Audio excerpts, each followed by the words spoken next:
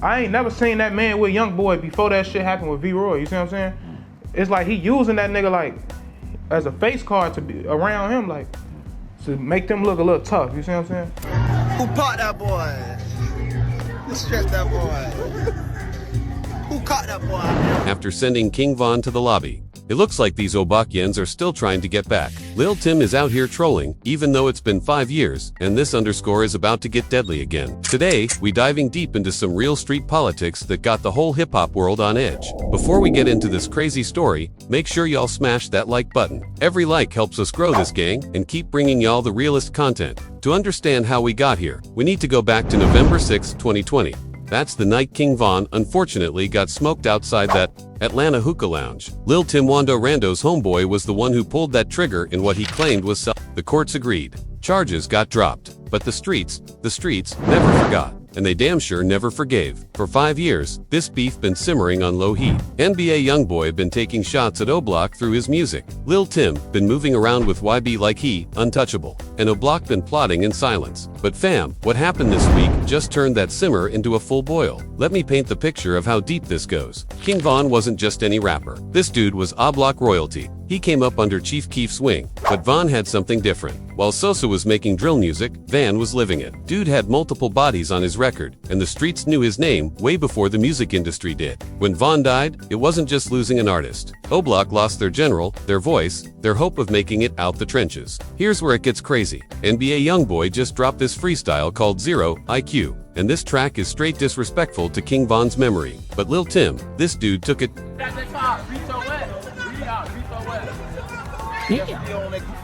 Oh, you record too? Oh, got you. Yeah. Black boy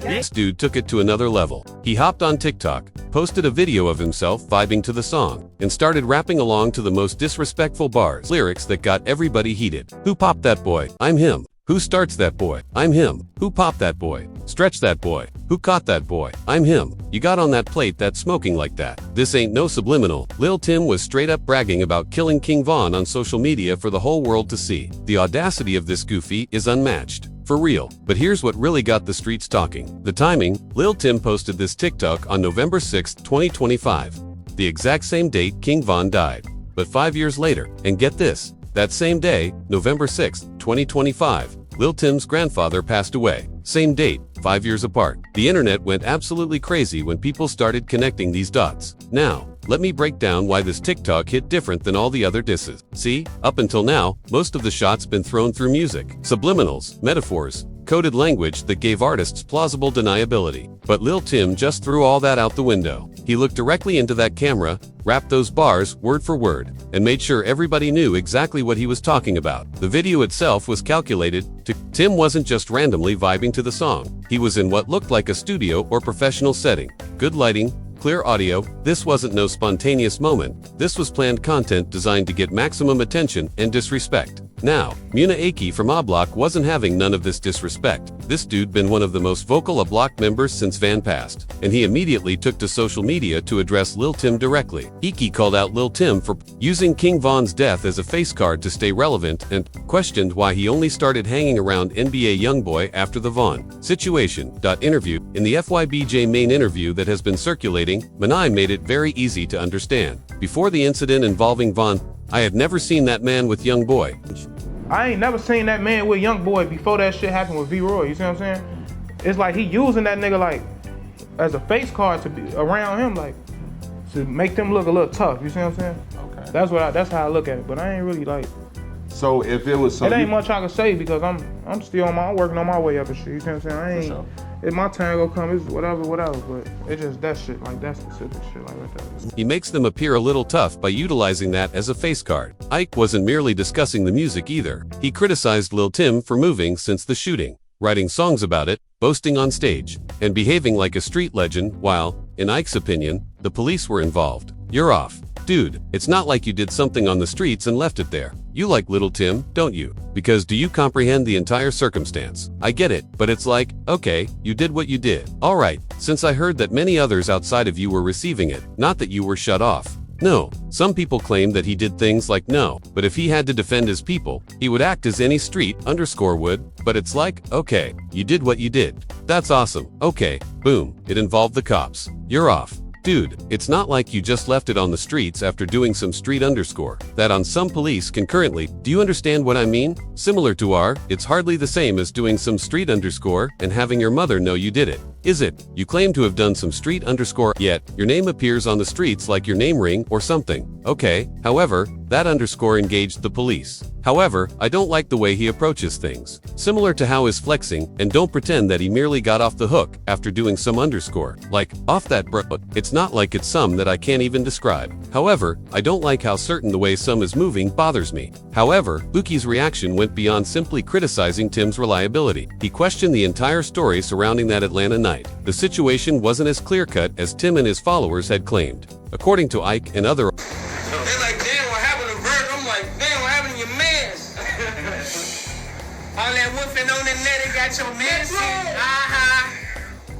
Ike and other Oblock members. They claimed that Vaughn wasn't even the aggressor that evening, and that Tim was portrayed in the media as a hero defending his friend. Ike remarked in the interview, "Bro got really lucky. He wasn't in close proximity to that man. He had his back to us. Whatever, you didn't just get off like on an easy underscore. Do you understand what I mean? Alright buddy, you were fortunate to do what you did. Whatever, you stood your stand and defended yourself. I don't like the game because the gangster was a gangster. But it seems like it's just the way it's happening right now. Like all that on stage. I'm saying that is never isn't acting in the same way as underscore. That's very fortunate, buddy. It's not like you were going to confront this man face to face. You were just fortunate that his back was turned. He learned to be humble about that kind underscore, because he may be affected in the same way. He became a modest gang member. Do you understand what I mean? He seems like an interview to me. He's not modest about that underscore. Enjoy, because you might experience underscore in the same manner that you experienced gang. This issue is far more complicated than a single shooting, so allow me to explain the real King Von and his group ambushed Quando Rando outside that Atlanta hookah spot, which is how the entire incident began. Von had a well-known reputation on the streets. With several bodies under his belt, the guy wasn't going to back down. Here's what people don't know about Lil Tim though. Maneki and other Oblock members claim that prior to this circumstance, Tim wasn't a street person. He just happened to be strapped that evening and was Quando's homeboy. Tim did what any devoted buddy would do when he saw his men in jeopardy when Van and his group approached Quando. He kept him safe. What transpired after is the issue. Lil Tim began leveraging that circumstance to establish a reputation rather than remaining silent and acting wisely. He became involved with NBA YoungBoy, began recording music about it, and has been following that trend ever since. Oblock became enraged at that. Not only did he murder Vaughn, but he has been acting differently ever since. This is where the politics become really sticky, so let's talk about the NBA YoungBoy link. Lil Durk and YoungBoy had been at odds for years, even before the Vaughn incident. Tim's murder of Vaughn provided Y with the ideal weapon to use against Durk and Oblock. All of a sudden, Tim was YoungBoy's right-hand man while on tour. In his interview, Ike made this argument. "I've already watched Quando Rando with him. That's awesome. However, Tim, that man is now using that circumstance as an excuse to be near YoungBoy and appear tough.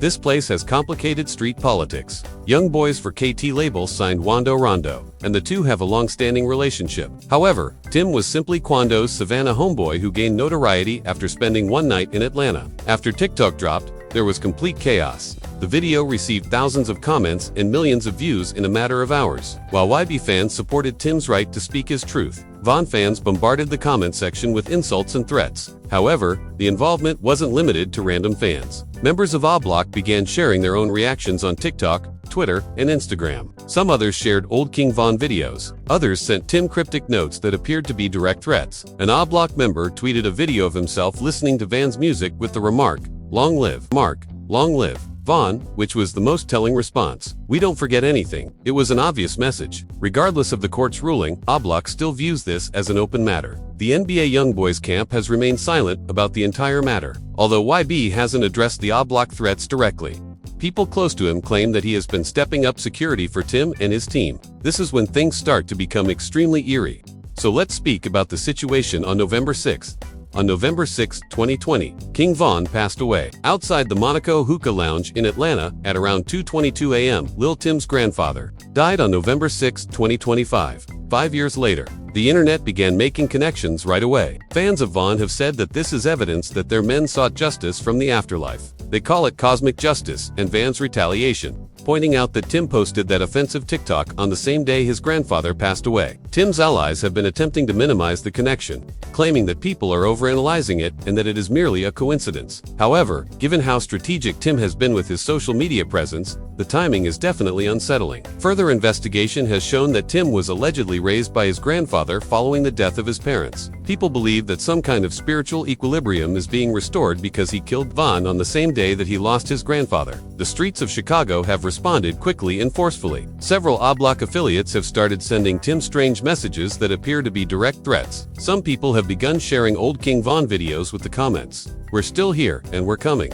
But Oblock isn't the only one. Von's close friends and fellow Chicago drill rappers have also been speaking out. Despite their own conflict with Oblock, FBG has been supporting Van's memory and denouncing Tim's disrespect. Due to security concerns, certain venues have begun canceling NBA YoungBoy performances due to the intense situation. The possible violence that could result from Oblock members attempting to attack Tim during a performance is something that promoters do not want to deal with. Lil Tim's TikTok has received a quick and harsh response. Members of Oblock have been making threats and disparaging remarks on social media. Vaughn and Y supporters were fighting each other in the comments section of that TikTok. However, the conflict extends beyond social media. Sources close to the matter claim that Oblock has been actively searching for Lil Tim. They want that one-on-one smoking because they believe he has been hiding behind NBA YoungBoy fame and protection. Law enforcement has also been keeping an eye on the situation. According to reports, Atlanta police are stepping up their patrols in the places that NBA YoungBoy and his group are known to visit. They don't want anything similar to what happened to Van.